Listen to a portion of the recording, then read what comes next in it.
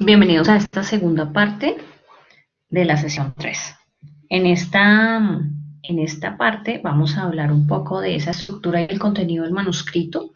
Vamos a dar algunos elementos eh, adicionales a los que se presentaron en la sesión 1, donde veríamos los diferentes tipos de manuscrito. Pero aquí vamos a ver es como cada parte del manuscrito, qué elementos deberían considerarse. Para esto, vamos a describir cada parte, ver las pautas específicas sobre el contenido que se va a incluir y las pautas sobre el formato en el formato y en el lugar que debe aparecer en el texto. Aquí también como en el orden en que debe presentarse. El primer elemento que vamos a ver es el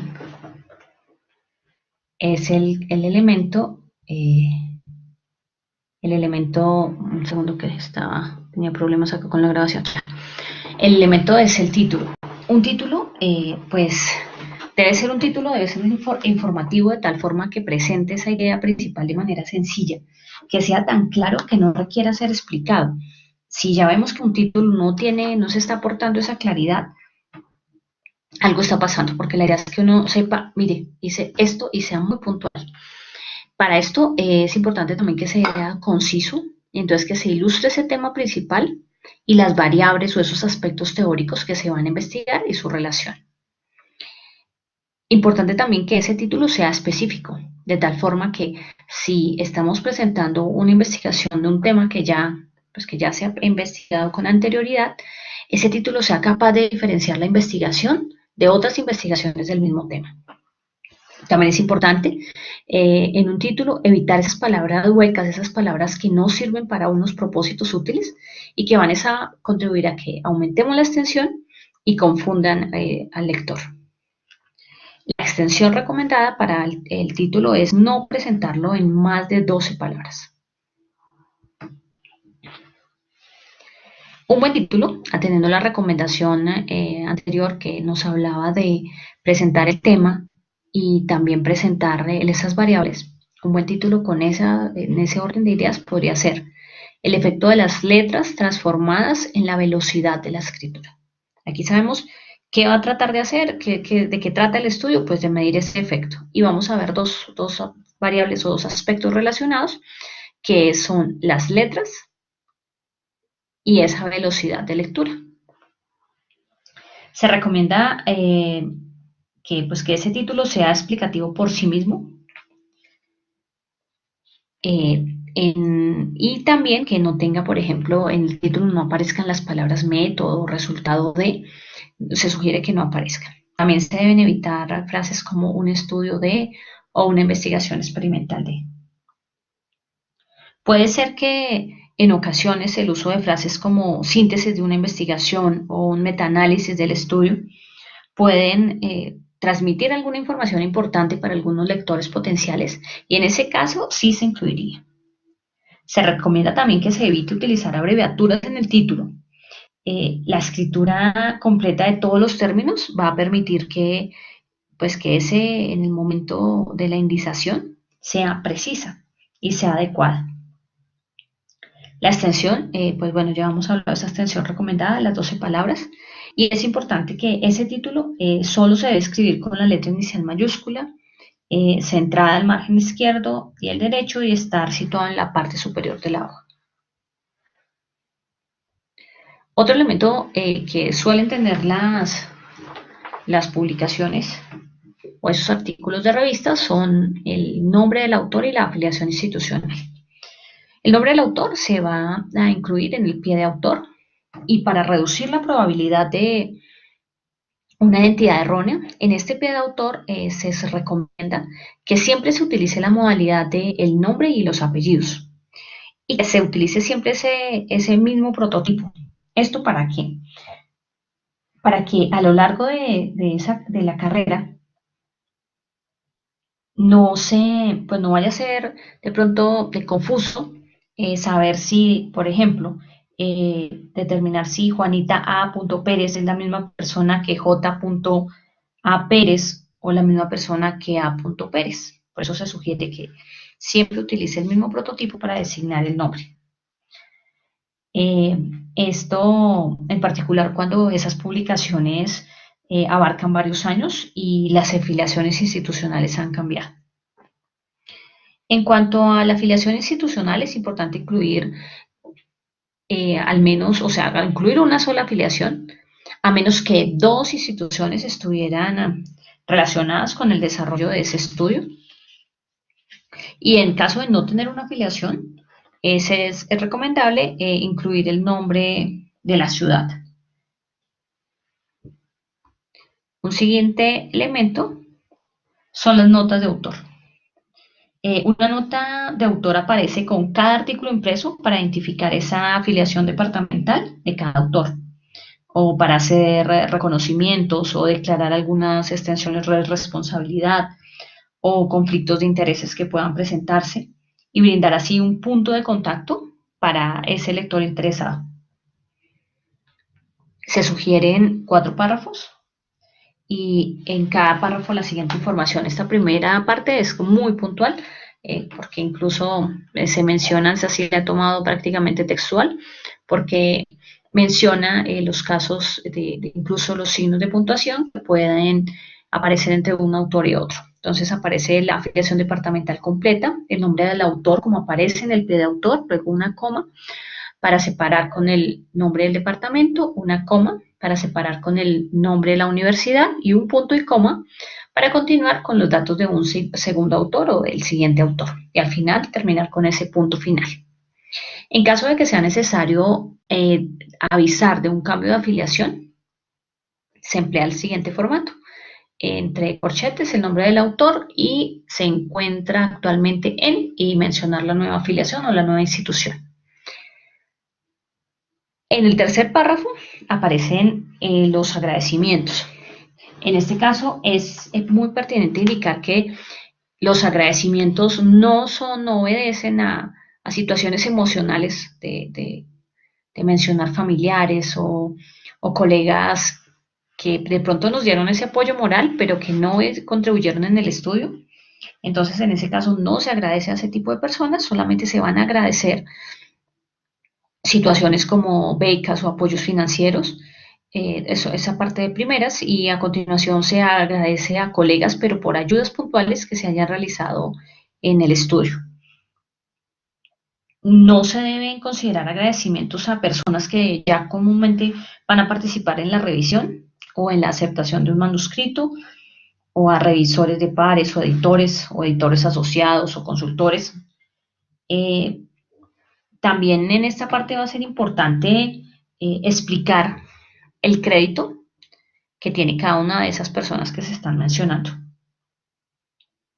Y si fuera necesario comentar alguna situación personal, como por ejemplo el caso de tener de pronto, supongamos una compañía, uno trabaja para una compañía y la compañía tiene un determinado producto y uno utilizó ese producto para la investigación, debería explicarse ahí en ese punto porque eso podría presentarse ahí un conflicto de intereses porque uno podría estar favoreciendo como ese producto que hace parte de la compañía para la que uno trabaja. Aquí sería importante declarar ese tipo de información. Y ante todo, también se pueden hacer aquí las aclaraciones de que la situación, las observaciones o las indicaciones que uno presente, pues que no van a corresponder con declaraciones de la organización, sino que ya pues son de tipo personal. Ya en el último párrafo se va a hablar de la persona y del contacto. Se indica un contacto de correo y un contacto de correo electrónico. Esa dirección de correo electrónico al final pues no va a tener punto y porque se podría confundir como que ese correo terminaría con un punto y para que no se presente esa equivocación. Y pues entender que esa nota de autor ni se va a enumerar ni va a aparecer citada en ninguna parte del texto, sino que es como un elemento, como una pereza, como un elemento adicional. Vamos a hablar ahora del resumen. El resumen podría considerarse que es el párrafo más importante de todo el artículo. En este momento, con tanta información científica que se publica, y con algunos requerimientos de tipo personal o ya muy académico, pues hay cada vez menos tiempo. Y si ese, ese resumen de los artículos es como el primer contacto que tenemos con una investigación, es importante que en realidad ese resumen sea atractivo, que sea claro, que sea preciso, para que pues ese lector quiera mirar qué es lo que está pasando allá dentro de esa investigación y no que resulte tan confuso que hasta ahí llegue esa lectura del artículo. En cuanto a, hay algunos pues elementos pues que se sugieren para un resumen. Primero pues debe ser preciso, donde se refleje el contenido del manuscrito. No se debe incluir nunca información que no vaya a aparecer en ese cuerpo del manuscrito. Si el estudio amplía o reproduce una investigación previa, es importante anotarlo en el resumen y citar el apellido y el autor y el año del informe en cuestión. Y comparar el resumen con la lista de encabezados del manuscrito es una forma útil para verificar como esa precisión de que en realidad sí estamos dando cuenta pues de las partes de ese manuscrito. Ahora en unas diapositivas adicionales vamos a ver cómo el orden de esos aspectos según el tipo pues, de artículo que se esté realizando. Un resumen también se sugiere que no sea evaluativo.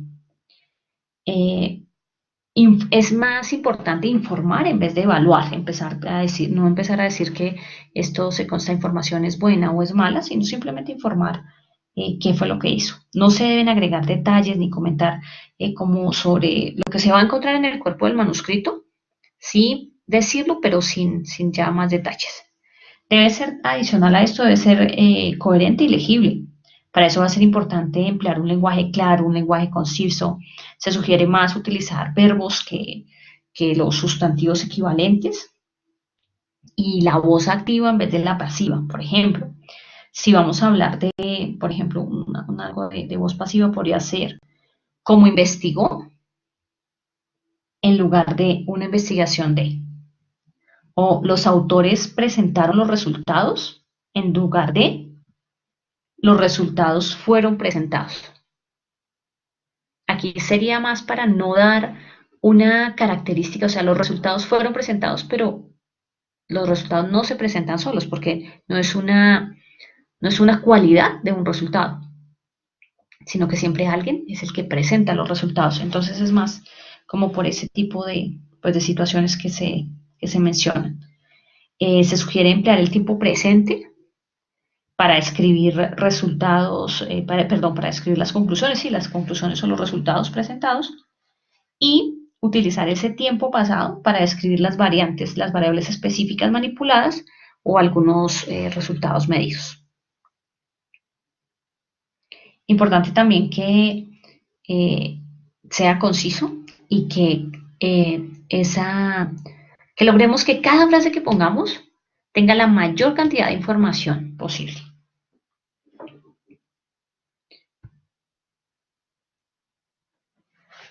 Se debe comenzar el resumen con esos puntos más importantes y no desperdiciar espacio, por ejemplo, repitiendo el título. En cuanto a los conceptos, en cuanto a los conceptos clave que presentan esas palabras clave que se presentan luego del resumen, se pueden incluir 4 o 5 conceptos clave. Cuando se incluyen esos conceptos es importante pensar en cuáles conceptos utilizaría el público para realizar una búsqueda electrónica que tenga que ver con ese tema. Adicional, es importante la extensión, no se debe exceder el límite y un resumen está catalogado entre 150 y 250 palabras. Algunas, pues dependiendo del artículo y también el tipo de editorial, pues va a requerir un número de palabras específicas. Importante no siempre tener esas palabras como en el límite, por ejemplo, de 250, porque puede que requiera más. Y cuando uno está cargando el archivo, solamente, si tiene solamente, supongamos 200 palabras, pues va a coger las primeras 200 palabras que aparecen y las otras no las va a tomar. Entonces ahí pues se estaría perdiendo el sentido de ese escrito porque no se le da una terminación. Ese resumen siempre se inicia en una nueva página y de esas 150 o 250 palabras se presentan en un solo párrafo y es un párrafo que no va a tener sangría. A continuación vamos a ver, pues primero algunos elementos del orden de la información, dependiendo del tipo de artículo, y también vamos a ver aspectos aspectos que tienen que ver con pues con los elementos, dependiendo también ese resumen y cómo se podría facilitar esa redacción. Muchas veces cuando estamos empezando a escribir pensamos pues en la idea de estar inspirados. Eso puede aplicar para la escritura de tipo ya muy literario, novela o tener uno que escribir poesía, pero en la escritura académica es importante que la información esté organizada. Si usted tiene la información organizada, si usted sabe qué aspectos se deben incluir en un elemento determinado, va a ser más fácil que usted pueda empezar a escribir, porque si usted ya hizo una investigación, ya tiene ese proceso, usted ya tiene claro qué fue lo que pasó, solo se trata de organizar los datos. Esta es una tabla que ayuda un poco pues, a organizar como en un orden la información del resumen y hace una alusión con la parte del documento. Recordemos que en el resumen se debe dar cuenta pues, de esas partes iniciales no, esenciales del documento.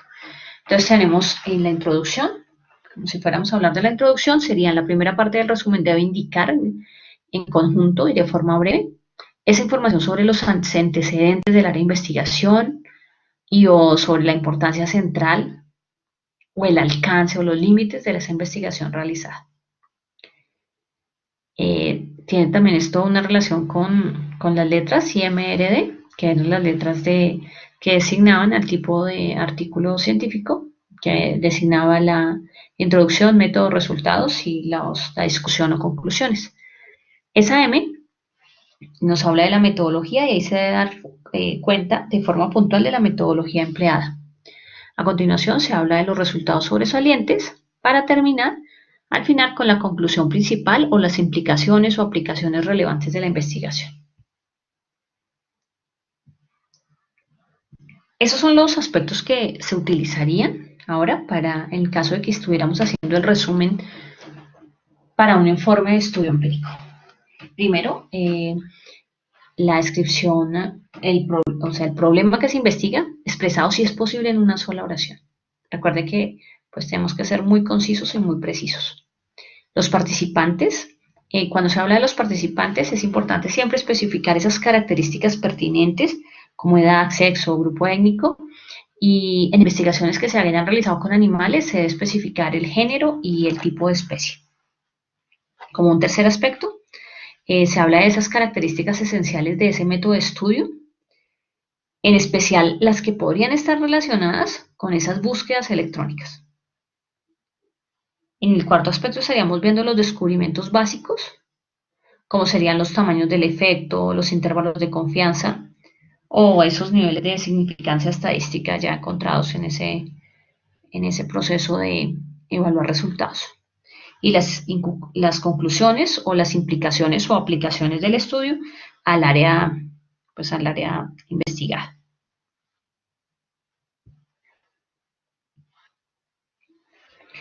Para un tipo de escrito como una reseña de literatura o de metaanálisis, se va a recomendar primero poner el problema o la relación o relaciones que se investigan.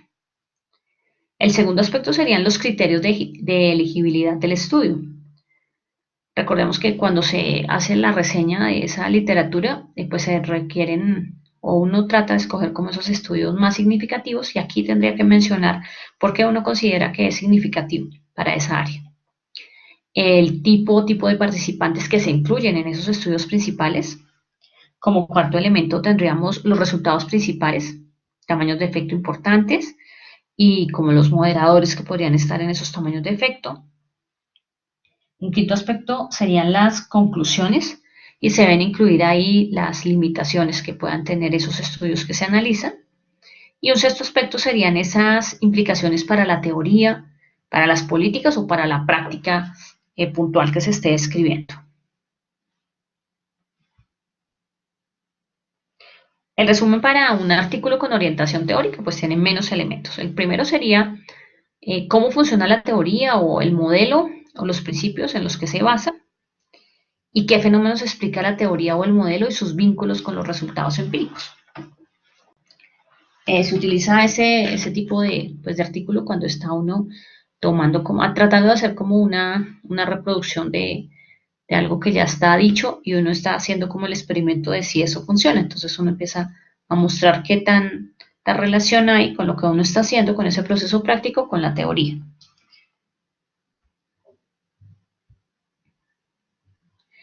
El resumen para un artículo metodológico incluye al menos 4 aspectos. El tipo general del método que se propone, las características esenciales de ese método planteado, el rango de aplicación de ese método propuesto, y en el caso de procedimientos estadísticos también se va a incluir algunas de esas características esenciales, como robustez o el poder de eficiencia que uno pueda determinar en esos métodos estadísticos. En los resúmenes para un estudio de caso, va a ser importante primero determinar el tema y las características del individuo o la organización que se está presentando.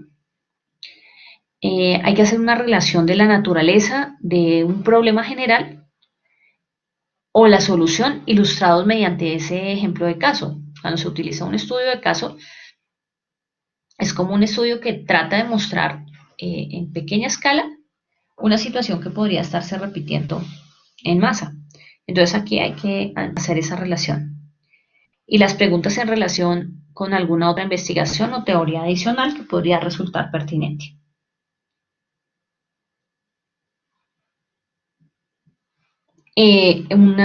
Pues un resumen debería escribirse pues desde el comienzo, ¿no? Pero resulta que a veces como cambian los datos, normalmente el resumen se escribe de últimas, cuando ya ha pasado el proceso.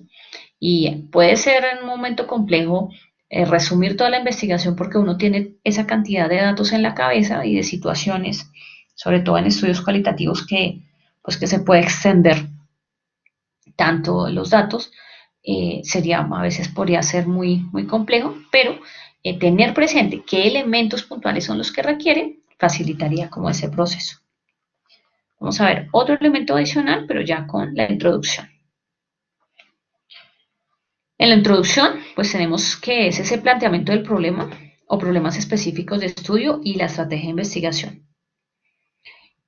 En la norma APA nos dice que no es necesario incluir la palabra introducción para designar qué es la introducción, sino que dice que como en la tercera página debería aparecer la introducción, el párrafo que aparece ahí, ya pues se debería sobreentender que la introducción, pues eso normalmente no se aplica tanto y si lo he visto ha sido como en un par de artículos ya muy puntuales. Aquí a continuación se presentan unas preguntas que uno debería hacerse luego de que tiene la introducción o antes de hacerla para que en realidad esa redacción de la introducción responda a esas preguntas, porque es importante el problema, cómo se relaciona el estudio con otro anterior del área, cuáles son las hipótesis y los objetivos y los vínculos con la teoría, cómo se relaciona entre sí la hipótesis y el diseño de investigación. Recuerden que para los estudios que no tienen hipótesis, como los del corte cualitativo, pues estaría cómo se relaciona esa pregunta de investigación con ese diseño, porque de todas formas pues se va a tener un diseño de investigación. ¿Y cuáles son esas implicaciones teóricas y prácticas del estudio? En la introducción, pues recordamos desde la primera clase pues se tratan como 3 aspectos puntuales. Es esa exploración de la importancia del tema, porque el problema merece que se realicen nuevas investigaciones, porque nosotros muchas veces estamos tomando un tema que ya ha sido investigado y en esa parte de la exploración de la importancia del problema es importante mencionar esos aspectos que uno considera como vacíos conceptuales o vacíos metodológicos, que uno dice, mire, mi investigación precisamente va a tratar de llenar eso. A continuación, pues también se deben describir los trabajos previos, pero aquí se debe hacer una exposición de literatura, pues la literatura relevante del problema, sin llegar a un recuento exhaustivo. Revisar qué es, pues qué va a ser lo suficiente, sin exagerar, pero también sin que lleguen a quedar como esos datos incompletos.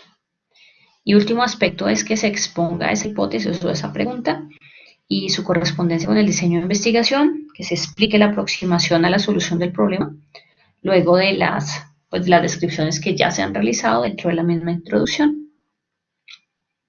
El siguiente elemento que vamos a revisar es el método. En el método se va a describir con detalle cómo fue que se realizó el estudio. Se van a incluir definiciones conceptuales y operaciones de las variables del estudio. La descripción completa siempre debe permitir evaluar si la metodología que se empleó fue adecuada, y cuando se evalúa eso va a permitir mostrar si esa investigación o ese método empleado en realidad sí tiene una confiabilidad y si esos datos van a tener validez.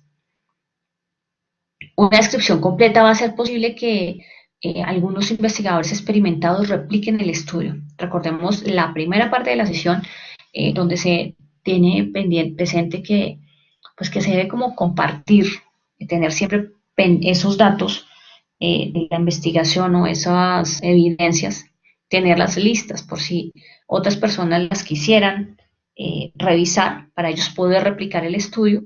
Entonces, en esta parte de la metodología es donde se debe ser más preciso, porque si la metodología no cuenta con los suficientes elementos descriptivos, pues tal vez no van a ser posible que uno entienda cómo fue que hizo para encontrar esos resultados que está presentando. En este método se pueden presentar subsecciones como la descripción de los participantes y otra sección donde se vaya a describir los procedimientos empleados o los instrumentos que se emplearon para recoger alguna información puntual. Además, pues hay algunas cosas en la descripción de los procedimientos se podría incluir. En el caso de estudios experimentales, esas manipulaciones que se llevaron a cabo. También se puede incluir acá si se utilizaron algunos aparatos mecánicos o situaciones muy puntuales para realizar ese estudio. Muy propio de estudios de ingeniería, donde pues no se está trabajando con humanos, sino tal vez se está midiendo la resistencia de un puente o de algún instrumento y pues los elementos que se van a utilizar para hacer esa medición no van a ser manuales, por así decirlo. También se habla aquí de esos procedimientos de muestreo, de cómo se va a recolectar esa información, cómo se recolectó esas aproximaciones de medición. Y en esas aproximaciones de medición hay que mirar esas propiedades psicométricas de los procedimientos. Cuando se habla de esas propiedades psicométricas, tiene que ver con cómo un instrumento en realidad, supongamos una encuesta, como una encuesta en realidad puede medir, vamos a medir la calidad, por ejemplo, de el agua que toma una determinada población. Entonces, cuando se mira esa propiedad psicométrica es cuando se mira si en realidad ese elemento sí está considerando los elementos centrales para poder medir esa calidad del agua y si se le está, por ejemplo, a quién se le está aplicando, si las preguntas sí se entienden, si no se entienden, si son claras, en fin. Entonces es mirar ese instrumento que se está utilizando, si en realidad sí va a permitir que, pues que, pues que lo que estamos tratando de encontrar, de verdad lo vayamos a conseguir.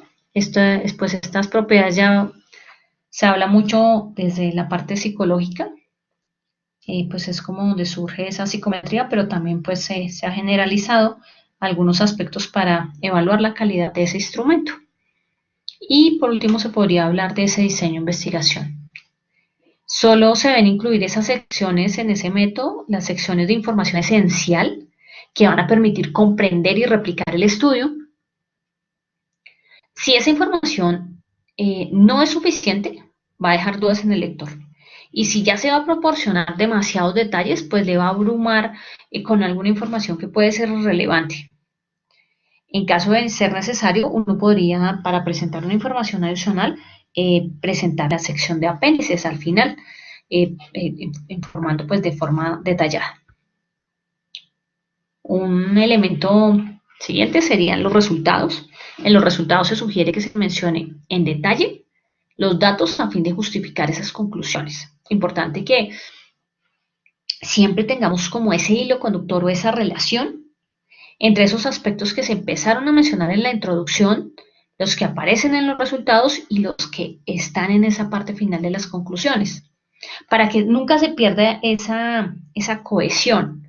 Porque a veces uno empieza simplemente a mencionar los resultados, pero se olvida de pronto de qué era lo que estaba buscando o qué fue lo que planteó en esa hipótesis o en esa pregunta. Entonces, importante justificar esos detalles.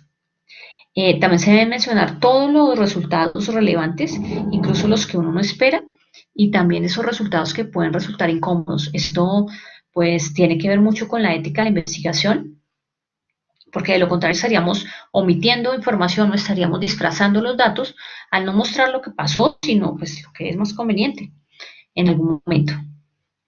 En cuanto a los resultados, también estaría esa estadística de datos en caso de utilizar pues elementos estadísticos, tener en cuenta que ese lector, considerar que ese lector pues conoce esos, que es un lector, por así decirlo, experto, y que conoce los elementos básicos. Entonces, no caer de pronto en hablar pues, de elementos básicos, porque estaría perdiendo pues espacio y hablando de cosas pues, que ya se sobreentendían.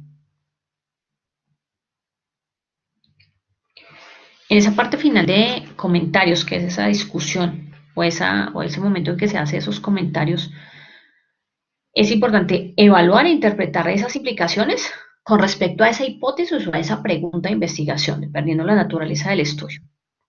Se debe, adicional, después de mostrar todos los comentarios en relación a los resultados, reconocer las limitaciones y posiblemente explicar pues, qué fue lo que pasó con esos resultados, dar como esas explicaciones alternativas.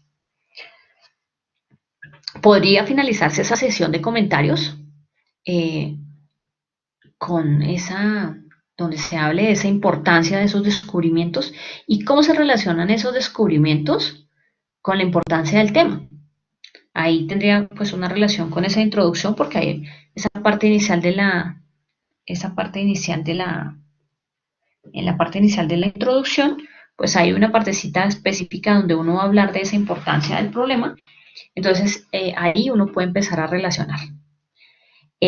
También se deben presentar como los espacios que a veces se hacen de recomendaciones, pero pues no se necesita hacer un subtítulo puntual en caso de que no sean tantas, sino que se pueden presentar en los últimos párrafos donde usted va a sugerir de pronto algunos problemas que siguen sin resolverse y los que podrían haber surgido a partir de los descubrimientos realizados en esa investigación. Otro elemento, pues ya el elemento final, estarían las referencias. Esas referencias no deben ser exhaustivas, pero sí suficientes. ¿Exhaustivas en qué sentido? En que de tanto citar cosas, olvidemos mencionar nuestro aporte. Esto, como vamos a ver más adelante, eso puede ser considerado un tipo de plagio porque usted simplemente se quedó fue en hacer como una revisión literaria y la idea era que usted estaba haciendo un escrito donde debería mostrar una producción pues intelectual y pues se quedó solamente uno mostrando las referencias. Eh, Aquí también tendríamos que ver que tampoco vayamos a emplear tan pocas referencias que pues como que no tengan como tanto peso argumentativo las cosas que estemos presentando.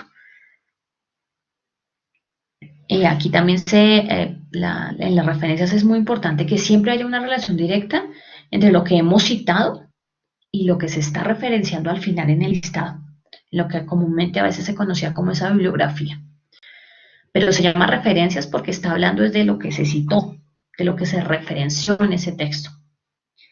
Esas referencias pues se van a incluir en un título, en una hoja nueva, el título centrado, solo con mayúscula inicial, y se presentan en algo que se llama la sangría colgante o la sangría francesa, que es esa primera línea del párrafo, es la única que va a ser, que va a llegar en el margen izquierdo, y las otras líneas que estén abajo de esas, pues van a tener como ese espacio adicional. También se conoce a veces como la sangría al revés, porque la sangría tradicional, pues es la que el primer párrafo está como un poquito, tiene como unos 1.25 de espacio que está como adelantado, por así decirlo.